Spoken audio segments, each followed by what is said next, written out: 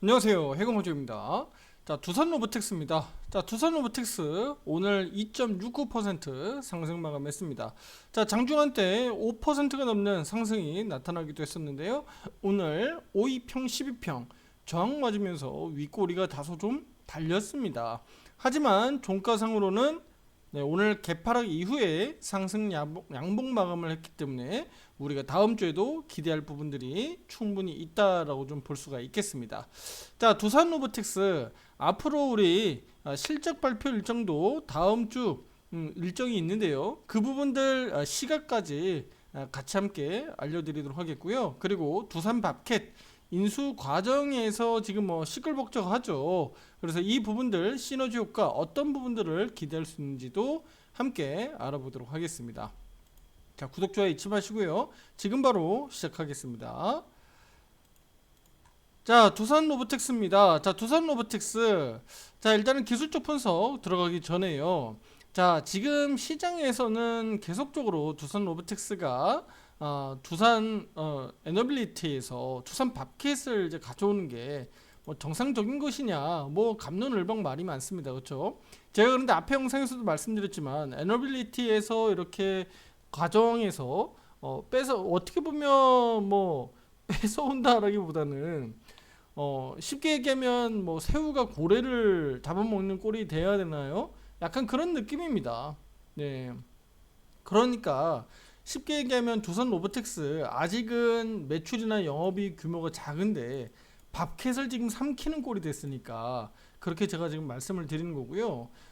에너빌리티가 아무래도 밥캣을 주요 그 계열사로 자회사로 이제 보유하고 있었기 때문에 실제 매출과 영업이익이 차지하는 비중이 상당히 높다라고 앞에서 제가 말씀드렸죠. 근데 이 부분이 두산 로보틱스로 아무래도 뭐 뺏기면 뺏긴다 아니면 그렇게 봐야 되는 같은 계열사니까 뭐 뺏긴다 뭐라고 봐야 되나요? 네, 어쨌든 이렇게 다시 편입이 돼 버리니까 에너빌리티 입장에서는 조금 속이 탈 수밖에 없는 상황입니다.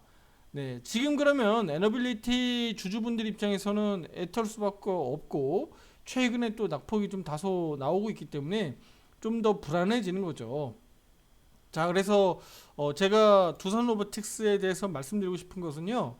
지금 우리 이런 그 계열사 간의 합병이 뭐 지금 계속적으로 이제 갑론을박 얘기가 나오고 있고 또 그 민주당 쪽에서 더불어민주당 쪽에서 또 일부 의원이 또 그 두산 밥캣 방지법 해가지고 뭐 이런 내용을 또 발의하기도 했습니다. 그래서 계열사 간의 뭐 합병 가액을 뭐 그 우리 지금 하고 있는 시가 산식 배정에서 좀 제외하는 형태로 좀 이렇게 하는 게 낫지 않겠느냐라고 이제 요구하는 건데 실제로는 금융위에서는 이걸 지금 반대하고 있습니다. 왜냐면 금융위에서는 지금 그렇게 산식을 제외하는 방식은 사실은 경영권에서 다들 원하는 방식이고요. 경영권에서 원하는 방식은 바로 이거를 제외시켜버리면 계열사 간의 합병들을 그 합병 가액을 자기 마음대로 정할 수 있다라는 겁니다. 그 부정적인 측면 때문에 오히려 개인 투자자분들의 오히려 손실을 좀 끼칠 수 있다. 그렇게 좀 보고 있습니다. 금융위는. 그래서 지금은 금융위에서 그 부분들을 뭐 중장기적으로 검토할 수 있다라고 하는 거 봐서는 뭐 아예 지금 생각도 하지 않고 있다라고 보는 게 맞겠죠. 네, 그렇게 보시는 게 맞을 것 같습니다. 그래서 지금 뭐 금융위에서는 오히려 개인 투자자분들의 보호를 위해서 오히려 지금의 이 산식을 그대로 적용하고 있는 게 아니겠느냐. 이 입장을 계속 고수하고 있는 이유가 바로 개인 투자자분들을 위해서가 아니겠느냐라고 보고 있습니다. 기업 입장에서는 오히려 이 산식 적용을 제외를 원합니다. 네, 기업가들 입장에서는. 네, 그래서 지금 이렇게 말씀드리는 거고요. 그럼 지금의 이 방식대로라면 일정상 지금 한번 짚어보면요. 일단은 주식 매수 청구권이 9월 25일, 그 다음에 종료가 10월 15일입니다. 자, 여기에서 매수 청구권 행사 여부도 가능하고요. 또 합병을 또 거부할 수도 있습니다. 하지만 이제 뭐 거부한다고 해서 뭐 이렇게 되는 경우가 거의 없었기 때문에 지금도 그냥 무난하게 합병으로 가지 않을까라고 좀 보고 있는데 일단은 그 합병 가액으로 놓고 보면 로보틱스는 84,472원, 그다음에 에너빌리티는 28,890원으로 돼 있어요. 자, 이게 어떤 의미를 이제 부여하느냐라고 보면 로보틱스 입장에서는 어차피 그 로보틱스 입장에서는 긍정적인 지금 효과가 나타날 수밖에 없는 구조니까, 그러면 로보틱스 같은 경우는 지금 주가가 계속 떨어지면 떨어질수록 어떨까요? 합병 가능성이 어떻게 될까요? 떨어지게 되겠죠. 안 좋게 되겠죠. 그쵸? 쟤 뭐야? 합병한다더니 밥캐까지 인수해 가면 로보틱스가 매출과 영업이익이 빡 불어나는 효과가 있는데 주가가 뭐야? 계속 떨어져. 그러면 야, 합병 안 하는 게 낫겠는데? 야, 합병 시키지 마. 반대표가 오히려 더 많이 나오지 않을까요, 투자자분들? 이거는 거의 당연한 논리가 아닌가 싶어요. 그런데 이런 것조차도 이제 생각하지 않거나 아예 투자 여러분들이 관심이 안 두고 있으면 생각할 수 없는 부분입니다. 아주 간단한 얘기지만 그럴 수 있거든요. 그래서 제가 지금 말씀드리고 싶은 것은요, 주가 방어가 될 거다. 두산 로보텍스 지금 요렇게 바짝 올라온 거 그대로 내려왔죠. 올라온 거 이거 뭐 때문에 올랐어요? 밥캣 인수 합병과 관련돼서 뉴스 기사로 빵 떴잖아요. 그쵸? 예. 그러면 지금부터는요, 다시 제자리 왔잖아요. 요거 요렇게 기사빨로 올라간 거 그냥 그대로 내려왔잖아요. 그럼 지금부터 다시 제자리 아닌가요? 여기서 요거 올라왔고 다시 눌림목 나왔다가 요거 올라가다가 여기 빵 떠버렸잖아요. 다시 제자리 왔잖아요. 8만원대 수준은 다시 제자리 왔잖아. 그 가격 자체가 또 우리 그 두산 로보틱스 매수 청구권 가격이 또 84,472원이에요. 그러니까 84,472원 그냥 뒷자리 그냥 동전 뺄게요. 8만원으로 그냥 볼게요. 그럼 8만원 정도 수준으로 지금 내려와 있는데 아래 위로 흔든다고 하더라도 저는 8만원대 방어는 한다고 봅니다. 최소 방어는 된다고 보고요. 들쑥날쑥 남은 기간 동안에 합병 기일인 그 기간 동안에 들쑥날쑥 변동성이 꽤 나올 것을 보는데, 최종적으로 합병 기일은 10월 29일이에요. 10월 29일. 대략 뭐 한 3개월 정도 남았다고 봐야 되겠죠. 그럼 그 남은 기간 동안에 뭐 매수 청구권 기간도 있고 뭐 거부권 행사 기간 뭐 그런 기간들이 있어요. 일정이 좀 있는데, 저는 제가 봤을 때는 이 기간 사이에 충분히 로보틱스 트레이딩, 사고팔고 트레이딩 충분히 해볼 수 있다라고 좀 말씀드리고 싶은 겁니다. 8만원대 수준 방어는 잘 될 거라고 좀 보는데, 그래서 이탈됐을 때 오히려 밑에서 잘 잡으면 좋겠죠. 그리고 8만원대 전후에서도 또 바로바로 또 치고 올라가면 또 잘 잡아야 되겠죠. 중요한 것은 우리가 명백하게 얼마다라고 바닥을 정확하게 말씀드릴 수가 없어요. 왜냐면 그것을 안다라는 놈은 정말 사기꾼인 거고요. 저도 역시나 마찬가지죠. 투자자분들에게 기준과 함께 우리가 대응을 하고 있는 거지.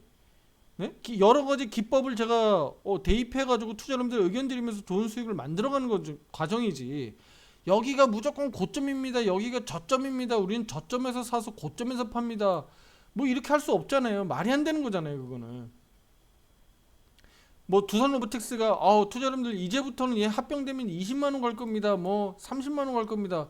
그 터무니없는 얘기잖아. 말도 안 되는 얘기잖아. 제가 그렇게 뜬구름 잡을 수 있는 얘기를 해버리면 투자자분들 사기꾼이지 그건. 저는 항상 투자 여러분들에게 말씀드려요. 오른쪽 유료방에서도 제가 말씀드리는데 그 가능성을 높게 보는 겁니다.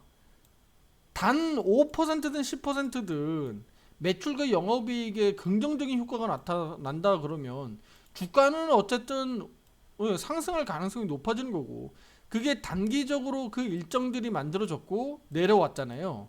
그러면 앞으로 남은 일정들이 있기 때문에 실제로 그리고 합병된 다음에도 바로 매출과 영업이익들이 바로 안 잡힐 겁니다. 그러니까 지금 합병기일이 10월 29일이니까요. 그러면 3분기 실적 발표가 11월이잖아요. 그쵸? 그러면 이것까지 반영이 안 될 거란 말이에요. 그러니까 따지고 보면 4분기부터 반영될까요? 그렇게 되면 어떻게 될까요? 4분기라고 놓고 보면 투자 여러분들 내년으로 넘어가야 되잖아. 실제 큰 틀에서 실적 반영으로 놓고 보면 내년으로 넘어간단 말이야. 내년 1월 달로. 그쵸? 내년 1월 달로 넘어가는 거예요. 그러면 크게 넉넉하게 보면 시간상 일정상 하반기 그다음에 내년 1월 달까지 시간이 아주 한참 남았는데 그 과정에서 두산 로보틱스가 이거 뭐 미쳤다고 얘가 계속 날아갈까요? 예, 그럴 가능성은 거의 없습니다, 투자 여러분들. 이렇게 막 미친 듯이 날아가는 일은 없을 거예요. 예. 그래서 아래 위로 많이 흔드는 과정들이 저는 벌어질 거라고 보고요.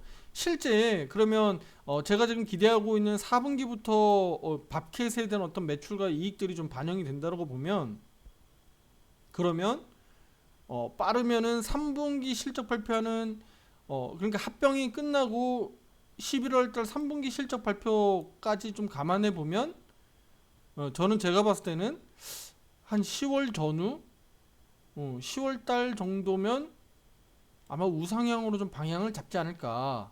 물론 이제 얘가 두산 로보틱스가 만약에라도 추세가 완전히 꺾여 내려가서 만약에 바닥을 나중에 다시 다지고 올라온다 그러면 얘기는 또 달라질 겁니다.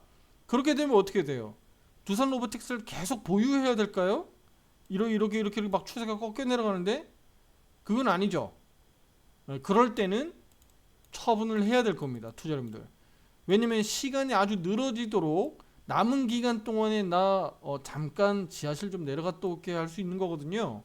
잠깐 어둠의 세계 좀 갔다 올게요 라고 네, 합병 기일인 대략 10월 달까지도 네, 아주 지지부진하게 아래에서 놀 수 있고 나중에 그러면 합병 기일인 10월 달 11월 달로 가면서 얘가 반등 나오면서 바닥 잡고 올라올 가능성도 분명히 있습니다. 네, 없지 않아 있어요. 그렇기 때문에 절대 얘는 추세가 꺾여 내려가면 안 됩니다. 이해되시죠?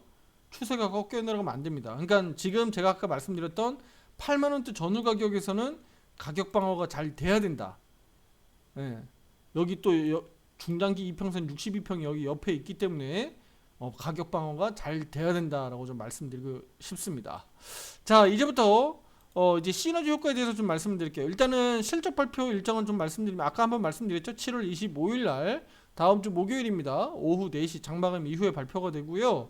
지금 일단은 우리 2분기 실적 전망치가 가이던스가 지금 나와 있는 것은 뭐 아직 이렇게 가이던스는 안 나와 있는데 하반기로 가면서는 적자 규모가 좀 축소되지 않겠느냐, 좀 흑자로 돌아서지 않겠느냐라고 보고 있는데 일단은 밥캣과의 인수합병 과정이 아마 제가 봤을 때는 빠르면 지금 4분기부터 반영이 된다 그러면 아마 여기 아마 올해 그러니까 지금 2분기 다음 주에 발표할 2분기 실적 발표까지는 아마 적자가 나오지 않겠느냐. 그러면 3분기, 4분기로 가면서는 흑자 전환되면서 우리 그 시너지 효과 그러니까 실질적으로 합병에 대한 효과까지 좀 감안하면 주가가 상당히 3, 4분기로 가면서 그러니까 10월달, 11월달 이후로 가면서 강력해질 수도 있다.